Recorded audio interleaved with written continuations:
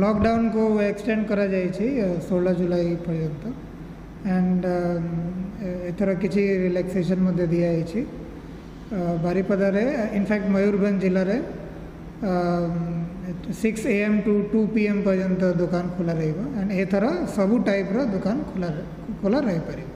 आगु खाली जो एसेंशियल दुकान थिला सेटा खोला रहउतिला एबे 6 AM to 2 PM पर्यंत सबू टाइप रो दुकान खोला रहिबा। तापरे 2 PM पर जेमिति आगु लॉकडाउन रहउतिला सेमिति रहिबा। बाकी प्रोविजन जहाँ आगु थिला सेटा रहिबा। वीकेंड शटडाउन भी रहिबा सैटरडे संडे को एंड आमे चेष्टा करूछु कि सोशल डिस्टेंसिंग एनफोर्स करा जाऊ।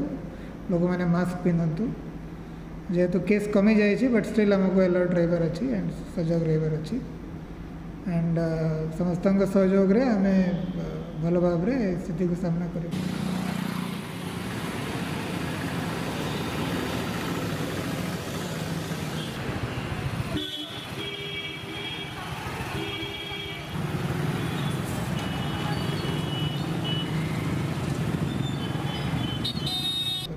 लोगों को मुझे रिक्वेस्ट करी कि से माने जोटे भी बाहर को जीवे सामाजिक दूरता बनाई रखे कोटी भीड़ करें गहली करें ता छड़ा सब बेले मास्क पिंधिकी बाहर को जीवे।